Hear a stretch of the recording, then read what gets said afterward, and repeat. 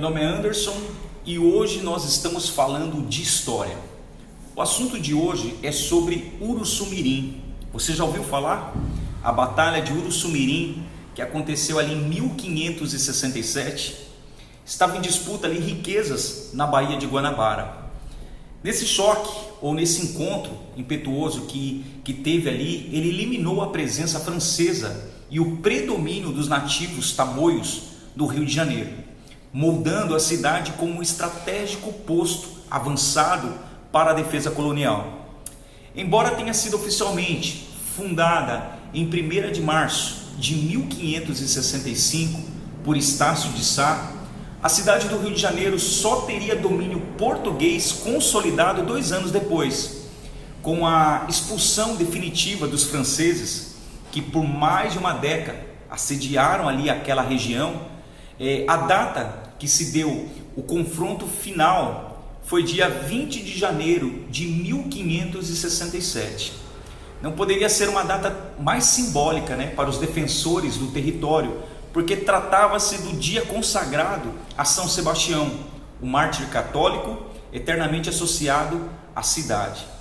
Em 1º de janeiro de 1502, os primeiros europeus eles chegaram à Baía de Guanabara e estavam em uma expedição portuguesa capitaneada por Gaspar de Lemos. Esse Gaspar de Lemos ele comandou um dos navios da frota de Pedro Álvares Cabral, que chegou ao Brasil em 22 de abril de 1500. Os integrantes dessa empreitada, quando eles chegaram ali, eles cartografaram erroneamente a extensão. Eles cartografaram como se fosse um rio, ali a extensão como um rio, e batizaram como Rio de Janeiro em razão da época do seu descobrimento. A região costeira logo se revelou bastante atraente em termos comerciais, porque dada a abundância por ali de árvores de pau-brasil, cobiçadas pelo aproveitamento da madeira e das resinas vermelhas de qualidade bem superior, ideais para a utilização como tintura em tecidos de alto luxo. Então, apesar de lucrativa a atividade, ela enfrentou ali alguns contratempos, devido à resistência encontrada pelos temíveis nativos tamoios da nação Tupinambá, praticantes da antropofagia, ou seja, o canibalismo, e pelas invasões dos franceses por aquele litoral, pertencente à então chamada Capitania de São Vicente. Um dos personagens que nós não devemos deixar de falar aqui foi o cacique Araribóia, que em tupi quer dizer cobra feroz. Ele vivia na ilha de Paranapuã, que hoje é a ilha do governador, e quando os tamoios expulsaram a sua tribo em 1555, os temiminós se estabeleceram então na capitania do Espírito Santo e ali foram catequizados pelos jesuítas. Após a derrota dos franceses, a coroa portuguesa lhes restituiu as terras perdidas e em 1573 o cacique Araribóia ele recebeu a Sesmaria de São Lourenço dos Índios, do outro lado da Baía de Guanabara, com a missão de proteger a entrada por mar, e seria o início da atual cidade de Niterói. Neste período, ele adotou o nome de Martim Afonso de Souza, colonizador de São Vicente, e foi agraciado com o hábito de cavaleiro da Ordem de Cristo e com uma pensão de 12 mil réis. Preservou sempre o bom convívio com os portugueses, que o mantiveram em alta ali conta, até a sua morte em 1587. Em 1554, a aproximação entre esses dois povos já se havia sido consolidada, principalmente por meio das atividades e dos escambos, quando o comandante naval francês Nicolas Durand de Villagagnon percorreu secretamente ali aquela região para avaliar a possibilidade de estabelecer ali uma colônia permanente da coroa francesa. De volta à corte, Villagagnon convenceu o rei Henrique I a investir na empreitada.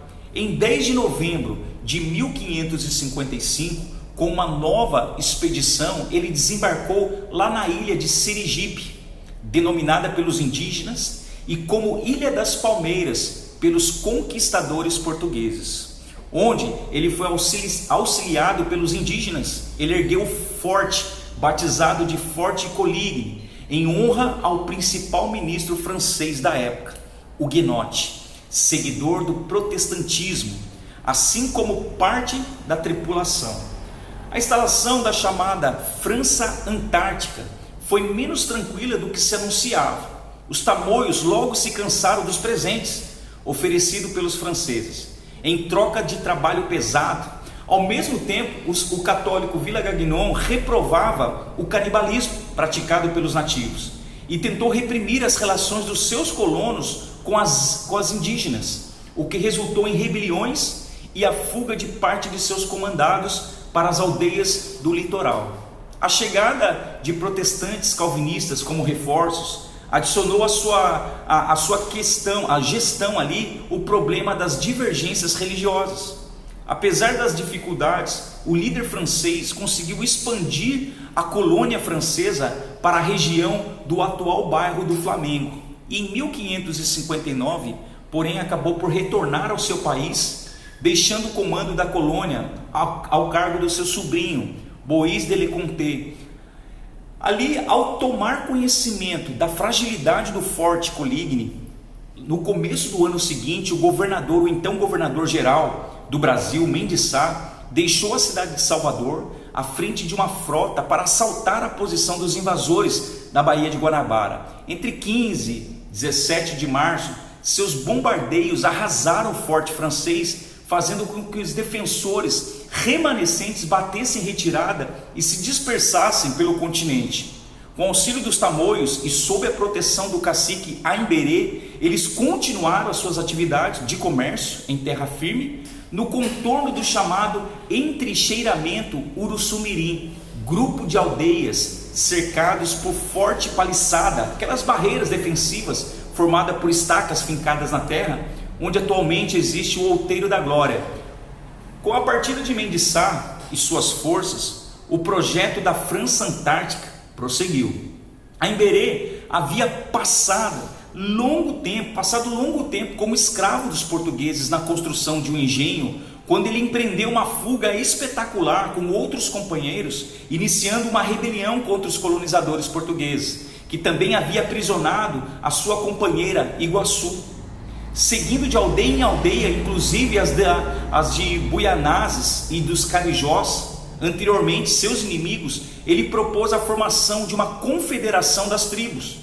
A sua aliança com Cunhambebe, líder máximo dos Tupinambás, na extensão compreendida entre o Cabo Frio, no Rio de Janeiro, até Bertioga, em São Paulo, reforçaria as suas condições para confrontar o domínio lusitano em toda a região. Então a chamada Confederação dos Tamoios decidiu que o início da guerra seria na época da desova do peixe Paraty, que ocorre a partir de março. Então nessa primeira batalha, milhares de tamoios armados com tacapes, flechas, espingardas francesas, eles rechaçaram as forças portuguesas. Os colonizadores então tentaram uma saída, uma via de escape, uma via diplomática, com o auxílio dos padres jesuítas Manuel da Nóbrega e José de Anchieta, que era o apóstolo do Brasil e hoje santo. Na época ele estava com 29 anos de idade. Em 5 de maio de 1563, os religiosos chegaram à aldeia de Iperoig, no litoral paulista, dizendo-se enviados por Deus para estabelecer a paz. Eles prometeram que os portugueses não iriam mais escravizar os indígenas e lhes dariam de presente muitas sementes, aves, gados, ensinariam métodos de cultivo agrícola, fariam escolas, respeitariam seus territórios. Então Aimberê foi um grande articulador político, visitando os chefes de tribo, convocando-os para reuniões na Gávea e em 1563. Ali foram discutidas questões relacionadas ao problema da chefia e os planos de guerra. Ele se posicionou contra o acordo, exigiu a entrega dos índios feitos prisioneiros nas batalhas e reteve os padres na aldeia como garantia. Enquanto o desfecho da segunda assembleia não saía, em meio a um ambiente tenso, José de Anchieta escreveu nas areias da praia de Peruígue o poema A Virgem Maria, que descrevia sentimentos e superstições, costumes e perfis indígenas. Em sua composição, mais ou menos 5.902 versos. Manuel da Nóbrega finalmente selou o acordo entre a Imbérê e as autoridades portuguesas, que mandaram expedições de soldados das fazendas para libertar os cativos, entre eles Iguaçu, a companheira do cacique. Cunhambebe, por sua vez, libertou todos os prisioneiros nas aldeias ali, e considerou positivo o Tratado da Paz de Iperoig, oficializado em 14 de setembro de 1563. A Imbérê retornou a Uruçumirim, mas um ano depois das negociações, os portugueses voltaram a sujeitar os índios novamente a trabalhos forçados, não apenas nos engenhos, mas também em expedições em busca de ouro, e com isso a guerra recomeçou onde havia sido interrompida em Iperoig. Começou tudo de novo, e nesse momento entraram em cena dois personagens fundamentais para a reconquista do território tomado pelos franceses. O primeiro foi o sobrinho do governador-geral, o capitão-mor Estácio de Sá, que chegara a Salvador, na Bahia, em 1563, vindo de Portugal. O segundo, Araribóia, filho do cacique Temiminó Maracajaguaçu, em Tupi, algo como Onça Grande, que vivia na ilha de Paranapuã, que hoje é a ilha do governador. Quando os tamoios, seus tradicionais inimigos, os expulsaram em 1555, tendo perdido suas terras, a tribo Temiminó seguiu para então a capitania do Espírito Santo, onde reorganizou sua aldeia, que foi catequizada pelos jesuítas. Estácio e Araribóia encontraram no final de 1564, quando o capitão-mor passou pela região e selou com o cacique uma aliança contra os franceses e os tamoios. Em 1º de março, Estácio de Sá desembarcou com a sua guarnição de 200 homens em uma estreita praia entre os morros do Pão de Açúcar e Cara de Cão, na Baía de Guanabara, iniciando imediatamente a construção de uma paliçada, que é hoje a atual Fortaleza de São João, e declarando fundada a cidade de São Sebastião do Rio de Janeiro, uma homenagem ao nome do soberano português de então. Assim como Araribóia, José de Anchieta estava em um dos barcos que chegaram ao continente para reforçar a presença lusitana naquele litoral. Segundo o relato do padre, escrito em julho de 1965, logo no dia seguinte, que foi o último de fevereiro ou o 1º de março, começaram a roçar as terras. Com grande fervor, o capitão-mor Estácio resolveu pernoitar em noite, e prossegue Anchieta dizendo assim: ele dava ânimo aos outros para fazer o mesmo, ocupando-se cada um em fazer o que lhe era ordenado por ele: cortar madeira, acarretá-la aos ombros, terra, pedra e outras coisas necessárias para a cerca. O capitão é descrito pelo religioso como amigo de Deus. É tão manso e afável que nunca descansa de noite e nem de dia. Nos meses seguintes, a cidade ganhou ruas irregulares e algumas casas em estilo português medieval. Surgiram também muitas roças em redor da cerca, nas quais os primeiros cariocas plantavam inhame, mandioca. Por ali, índios, mamelucos, construíram casas de madeiras e palha coberta com palmas, e em paralelo Estácio de Sá traçava ali uma estratégia para eliminar o enclave estrangeiro. Seus aliados tamoios, de agora chamada Capitania do Rio de Janeiro, esses estrangeiros juntamente unidos com os tamoios, que eram aliados, e agora com o nome já de Capitania do Rio de Janeiro, Araribóia estabeleceu-se com seu grupo em uma faixa na terra da região de São Cristóvão, e ficou à espera de um sinal para iniciar a ação contra os oponentes. Em 8 de janeiro de 1567, o governador-geral Mendes Sá chegou ao Rio de Janeiro, trazendo 3 galeões vindos de Portugal, 2 navios de guerra bem armados E ao receber a notícia, o chefe Temiminó atravessou a baía de Guanabara com alguns dos seus melhores guerreiros, a nado, segundo os relatos mais lendários, e juntou-se às tropas portuguesas. Ao constatar as dimensões das forças inimigas reunidas na baía, Aimberê convocou os franceses que viviam com os tamoios, inclusive seu genro Ernest, para dizer que estava grato pelo apoio e que, se quisesse, eles poderiam ir embora. Os franceses, porém, decidiram ficar e lutar. Foi convocada uma grande reunião com as tribos aliadas, e após a qual até os grupos conhecidos vulgarmente como os Aimorés e os temidos Goitacás rumaram para Uruçumirim a fim de ajudar na resistência. As aldeias indígenas do território, que vai desde Ubatuba ao Espírito Santo, também expressaram o seu apoio.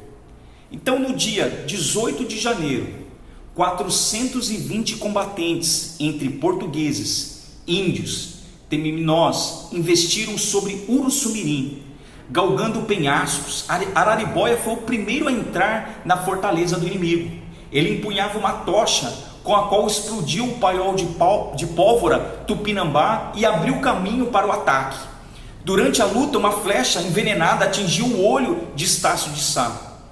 Mas a sua força seguiram incendiando as aldeias e massacrando os seus habitantes. Ao final do combate, 48 horas depois, cerca de 600, inclusive Aimberê e Iguaçu, 10 franceses morreram na batalha.